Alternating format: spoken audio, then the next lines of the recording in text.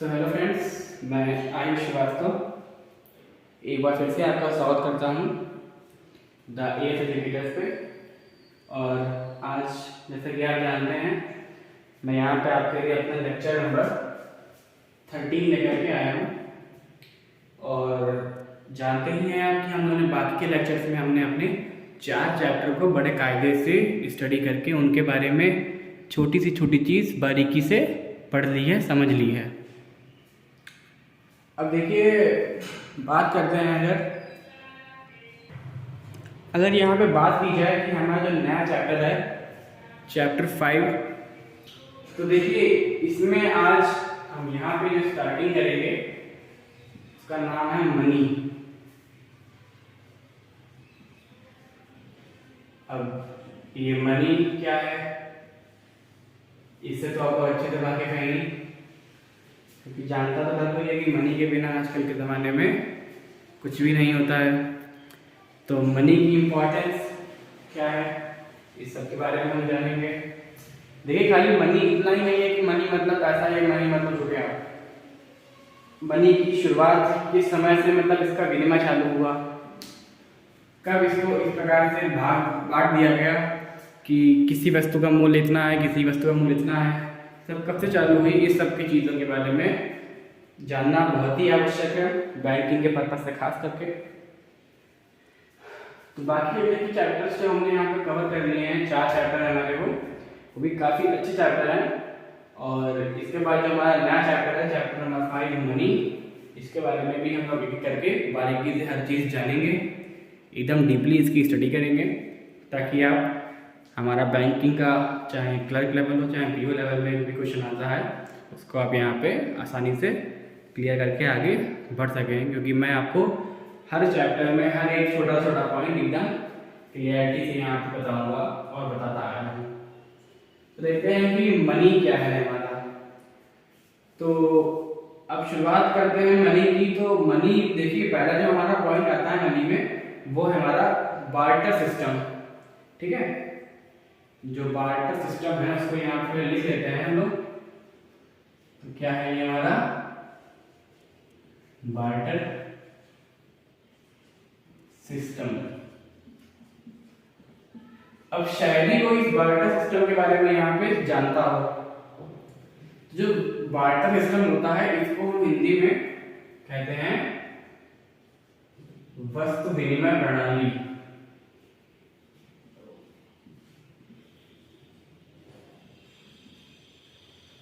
वस्तु विनिमय प्रणाली।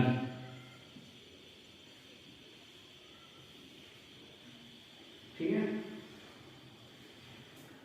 अब इस वस्तु विनिमय प्रणाली से शायद आपके दिमाग में कुछ चीज आई हो, तो उसको मैं पूरा एकदम क्लियरिटी से यहाँ पे आपको समझाऊंगा। ठीक है, अब वस्तु विनिमय प्रणाली का मतलब होता है हमारा कि वस्तु को वस्तु में लेन देन करना, मतलब विनिमय करना। किसी वस्तु है उसके बदले में आपको दूसरी वस्तु ले रहे हैं, मतलब कि आपने मान लीजिए अपनी एक पुरानी बाइक देके आपने दूसरी एक स्कूटी खरीद ली, तो आपने वस्तु दी और उसके बदले आपने दूसरी वस्तु ले ली। या तो कहिए कि आपने बदल ली, या फिर कहिए कि आपने खरीद बेच लिया, जो भी कर लिया। तो ये हो गया हमारा विनिमय प्रणाली, इसको कहते हैं हम अपनी विनिमय प्रणाली। तो इसको यहाँ पे लिख लेते हैं ताकि आप ज़्यादा कंफ्यूज ना हैं। तो वस्तु का वस्तु से लेन देन, वस्तु का वस्तु से लेन देन। जो लेन देन होता है इसी को हम कहते हैं विनिमय। तो ये मैंने इसकी यहाँ पे परिभाषा, जो कि सरल भाषा में सबसे सरल भाषा में है, यहाँ पे मैंने अपनी लिख दी है। तो देखिए, अब हम बात करते हैं कि फंक्शंस ऑफ मनी, मतलब कि मनी के कार्य। ये बार्टर सिस्टम जो है, इसके अंतर्गत जो भी हमारे मतलब विनिमय, अब ये तो आई खाली कि आप लेन देन करते रहेंगे, इससे जब मनी के कुछ पढ़ लेंगे, तो जो मनी के कार्य हैं यहाँ पे इसके बारे में हम जानते हैं। तो क्या है हमारा functions of money, functions of money. तो देखिए जो हमारी मनी होती है उसके बहुत से कार्य हैं। जैसे कि अगर हम बात करें तो मीडियम ऑफ एक्सचेंज हो जाएगा हमारा, या कह लीजिए स्टोर ऑफ वैल्यू या फिर यूनिट ऑफ वैल्यू। तो इसको क्या करते हैं कि हम करके लिख लेते हैं, फिर इसके बारे में बात करते रहेंगे। जो पहला फंक्शन है हमारा वो है हमारा मीडियम ऑफ मनी।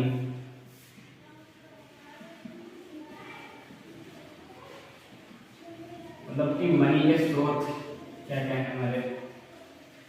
जो दूसरा है हमारा वो हमारा स्टोर ऑफ वैल्यू। ठीक है, जो हमारे दो ये मीडियम है इनके बारे में यहाँ पे लिखा है। जो तीसरा हमारा मीडियम है वो है हमारा वैल्यू, मतलब कि स्टोर ऑफ वैल्यू। तो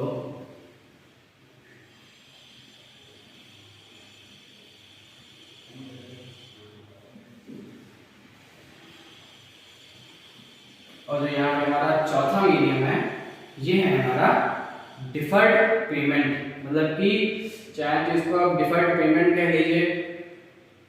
अरे यहाँ पे मैंने दो बार लिख दी है चीज, ये हमारी यूनिट ऑफ वैल्यू है।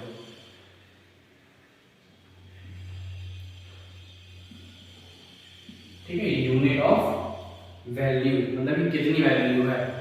और जो हमारी चौथा पॉइंट है हमारा, जो चौथा कार्य है वो है हमारा डिफर्ड पेमेंट। मतलब कि जो फ्यूचर में आने वाले पेमेंट होते हैं, डिफर्ड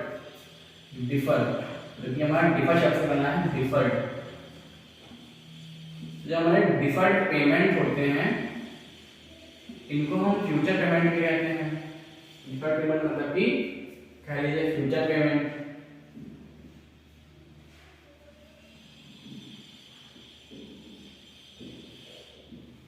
और अगर अभी भी ना समझ में आया हो तो इसको यहाँ पे साइड में लिख लीजिए स्थगित। अब शायद समझ में हो, और अभी भी नहीं समझा तो मैं समझा देता हूँ। अभी स्थगित किए गए।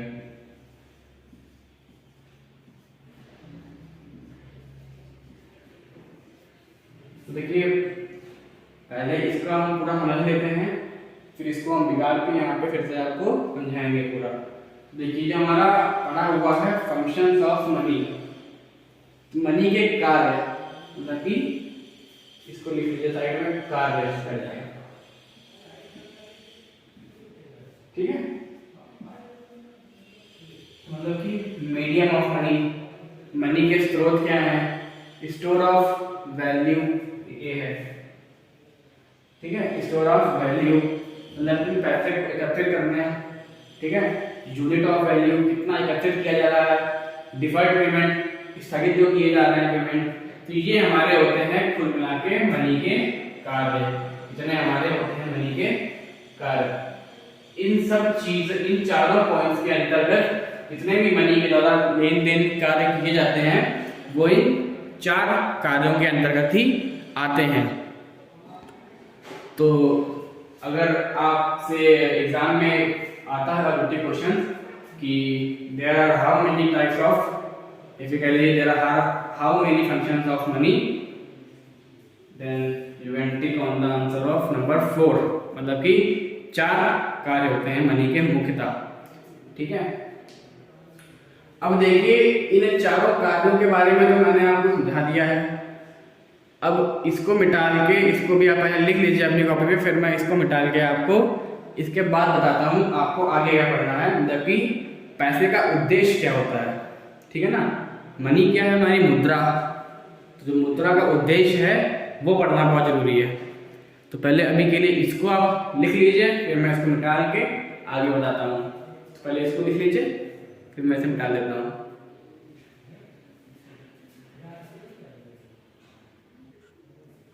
तो ठीक है, मैं उम्मीद करता हूँ कि यहाँ पे उतना आपने नोट कर लिया होगा। अब यहाँ पे बात करते हैं हमारे पैसे के उद्देश्य की, मतलब कि मोटिव ऑफ मनी।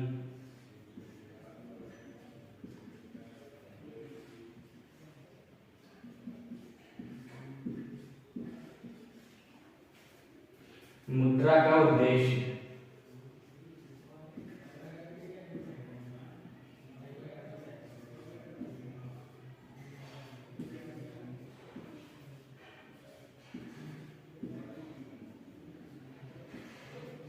ठीक है, ये हमारे मुद्रा का उद्देश्य टॉपिक।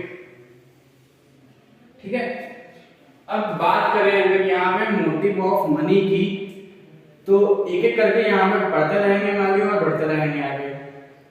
तो जो हमारा पहला उद्देश्य होता है मनी का मोटिव पहला हमारा वो होता है हमारा ट्रांजैक्टिव मोटिव, मतलब कि ट्रांजेक्शन सुने ही आगे, ट्रांजैक्शन मतलब कि लेन देन या फिर बैंक से ट्रांजैक्शन किए जाते हैं, वो चीज वैसे ही एकदम।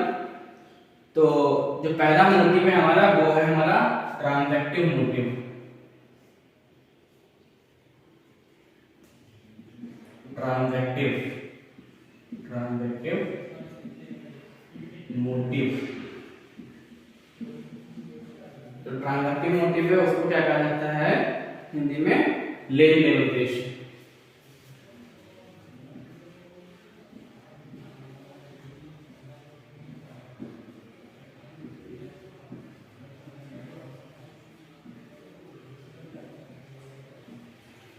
जो हमारा ट्रांजैक्टिव मोटिव है इसका मतलब क्या होता है कि देखो कोई भी बंदा पैसे का लेन देन क्यों करता है, या फिर कहिए मार्केट में पैसे का लेन देन क्यों होता है, ताकि सबकी जरूरतों को पूरा किया जा सके। अब ऐसा तो है नहीं कि मान लीजिए किसी को एक व्यक्ति को इकट्ठा रुपया दे दिया गया और वही रख के बैठ जाए अपने पास और बाकी सब ऐसा ही घूमे, तो ये तो सरकार देखेगी नहीं। और प्लस अगर ऐसा हो जाएगा तो फिर से वही तानाशाही वाली स्थिति आ जाएगी। इसीलिए जो ट्रांजैक्टिव मोटिव होता है इसका मेन पर्पस क्या होता है, टू फुलफिल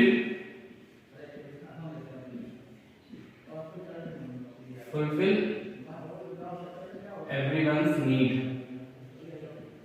मतलब कि प्रत्येक की जरूरतों को पूरा करने के लिए जो मोटिव होता है उसको कहा जाता है ट्रांजैक्टिव मोटिव।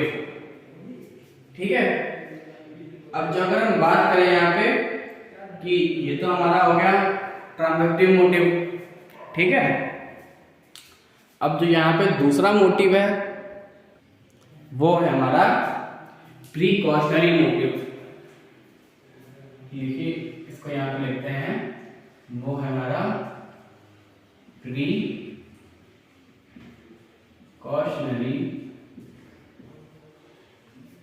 मोटिव। तो देखिए ये प्रीकॉशनरी शब्द का मतलब शायद ही यहाँ पे कोई समझ पाया हो। तो देखिए पहले तो इसकी यहाँ पे लिख लेते हैं हिंदी। देखिए प्रिकॉशन शब्द आपने बहुत सुना होगा, कोरोना काल में बहुत कहा जा रहा था कि प्रिकॉशन रखिए। तो प्रिकॉशन का समझ रहे होंगे आप कि सावधानी, जैसे सुरक्षा कह लीजिए। तो इसका हमारा क्या हुआ, मतलब कि सावधानी या फिर सुरक्षा उद्देश्य।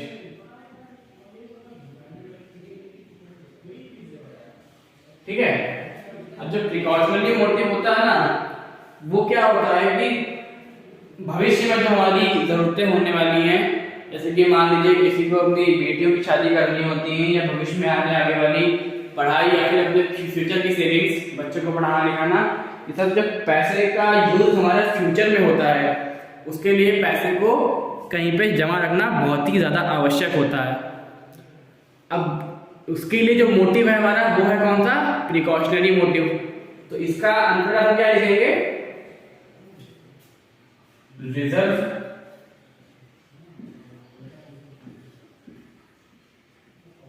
फॉर फ्यूचर क्राइसिस, मतलब कि भविष्य में जितनी भी जरूरतें हमारी हैं उनमें आसानी से हम उनको पार कर सकें और किसी के सामने बिना झुके हम अपने जीवन को व्यतीत कर सकें, तो उसमें जो भी हमारा मोटिव होता है उसको कहा जाता है हमारा प्रिकॉशनरी मोटिव, मतलब कि सावधानी बताए रखें पहले से ही, ताकि भविष्य में किसी भी परेशानी का आपको यहाँ पे सामना ना करना पड़े। तो जब बात करते हैं हमारे तीसरे मोटिव की, जो हमारा तीसरा मोटिव है, तो वो तीसरा मोटिव है यहाँ पे हमारा स्पेकुलेटिव मोटिव, स्पेकुलेटिव मोटिव, ठीक है। तो इसको यहाँ पे लिखते हैं पहले स्पेकुलेटिव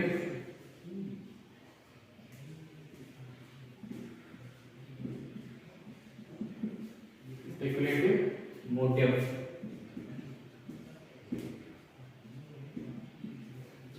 तो देखिए स्पेकुलेटिव मोटिव शब्द का अगर शाब्दिक अर्थ बताया जाए तो देखिए ये होता है हमारा सट्टा। स्पेकुलेटिव माने क्या होता है? स्पेकुलेटिव माने होता है सट्टा। तो देखिए सट्टा उद्देश्य, इसका अर्थ ये हो गया हमारा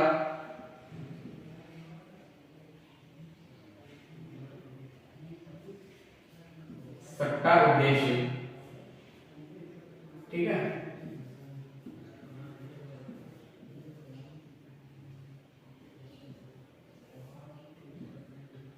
अब सट्टा उद्देश्य हो गया, इसका यहाँ पे मतलब क्या होगा हमारा? तो मतलब कि जो हमारी कह लीजिए सट्टा मतलब क्या होता है? सट्टा मतलब होता है इन्वेस्टमेंट। इन्वेस्टमेंट क्या क्या जाता है? मतलब पैसे की सेविंग या फिर पैसे को कहीं पे इन्वेस्ट करना। अब जो इन्वेस्टमेंट का अगर सीधा अर्थ होता है तो ये होता है कि पैसे को कहीं पे ऐसी जगह पे लगाना जहाँ पे पैसे को लगाने के बाद वहाँ पे हमको क्या मालूम पड़े कि यहाँ से हमको पैसे से हमारे उतने पैसे से थोड़ा बहुत प्रॉफिट हो रहा है, 2-4-6% जितना भी हो रहा है बढ़ के मिल रहा है, वो होता है हमारा पैसे से प्रॉफिट, जो कि होता है हमारा इन्वेस्टमेंट से। तो वो इसके अंतर्गत क्या है, वो मतलब कि हमारा investment to earn profit, investment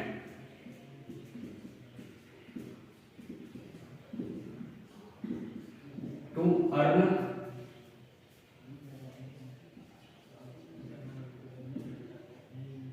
profit. तो देखिए जितने भी हमारे मोटिव होते हैं ना, मोटिव ऑफ मनी जिन्हें कहते हैं, वो हमारे बेसिकली 3 टाइप से यहाँ पे हमको दिए गए हैं, बताए गए हैं, जो कि मैंने आपको पूरी तरीके से बताया यहाँ पे। तो जो हमारा पहला मोटिव होता है हमारा, वो होता है हमारा ट्रांजैक्टिव मोटिव। अब बात करें ट्रांजैक्टिव मोटिव, तो ट्रांजैक्टिव मोटिव हो गया टू फुलफिल एवरीवन्स नीड, ताकि मार्केट में पैसा घूमता रहे और हर कोई अपनी जरूरतों का सही से पूरी कर सके, उनकी आवश्यकताओं को वो पूरी कर सके, कोई व्यक्ति हो चाहे वो। तो उसके लिए वहां पे ये पैसे का एक मोटिव हो गया ट्रांजैक्टिव मोटिव जिसे कहा गया। एक हो गया हमारा प्रिकॉशनरी मोटिव। प्रिकॉशनरी मोटिव का मतलब हो गया कि जितनी भी फ्यूचर में आने वाली जरूरतें हैं उनको पैसा बचा के हाथ खींच के काम करना, ये हो गया हमारा प्रिकॉशनरी मोटिव। और अपने पैसे से हम बिना कहीं पे कार्य किए, मतलब कि सिर्फ पैसा का यूज करके वहां से हम प्रॉफिट अर्न कर सकें, तो वहां पे यूज होता है हमारा स्पेक्युलेटिव मोटिव। तो ये थे हमारे 3 मोटिव जो कि थे मनी को लेकर के। अब देखिए एक चीज में आपको छोटा सा पॉइंट यहाँ पे और लिख के दे दूं कि देखिए जो भी हमारे जितने भी सिक्के हैं ना, तो वो कैसे आए, मतलब कि तो जो भी सिक्के हैं या फिर नोट कह लीजिए, वो हमारे मिनिस्ट्री ऑफ फाइनेंस के द्वारा लागू किए जाते हैं। किसके द्वारा लागू किए जाते हैं? All coins are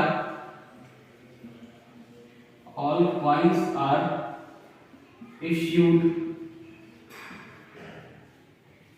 by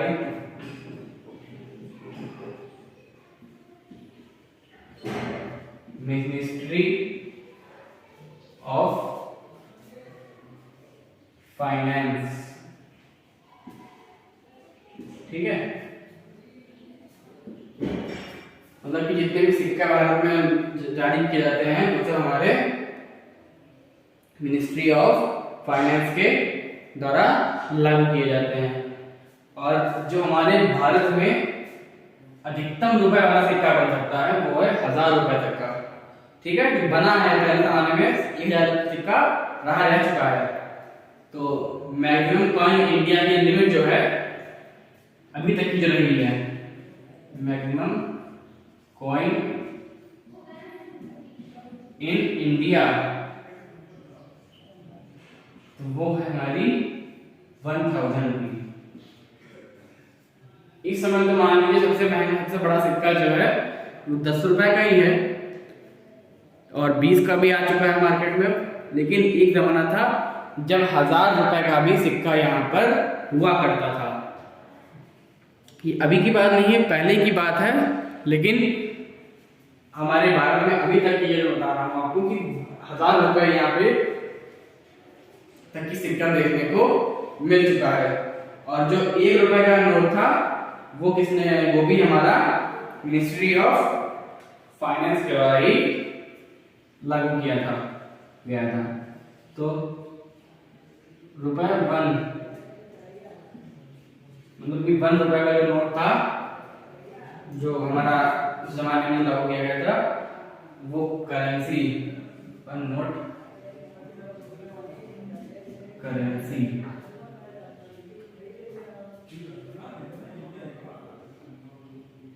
issued by Ministry of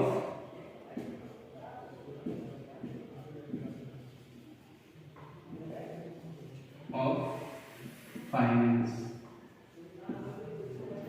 और उस समय जो हमारा ये 1 रुपए का नोट जो कि मिनिस्ट्री ऑफ फाइनेंस के द्वारा लागू किया था उस पे सिग्नेचर किसके होते थे? फाइनेंस के सेक्रेटरी के, साइंड बाय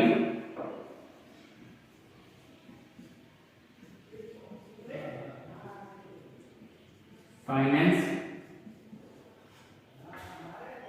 सेक्रेटरी।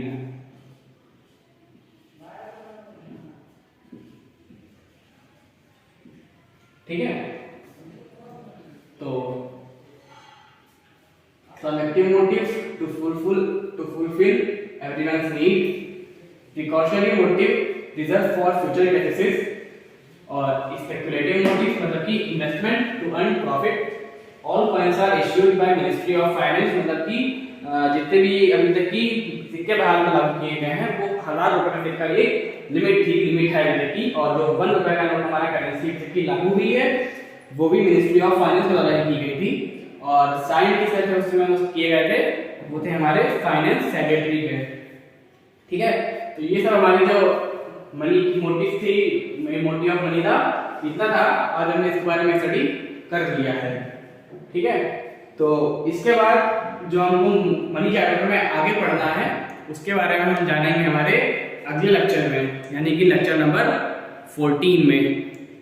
तो आज के लेक्चर के लिए इतना इनफ था।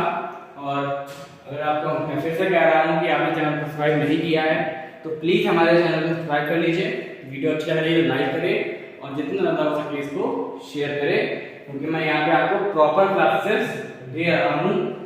तो मैं यही चाहता हूँ कि आपसे भी हमको अच्छा खासा सपोर्ट मिल जाए तो हमारा कॉन्फिडेंस लेवल और बढ़ सके। तो मैं यहाँ पे वीडियो को खत्म करना चाहूँगा और मिलते हैं अपने अगले लेक्चर में। Thank you, thanks for watching.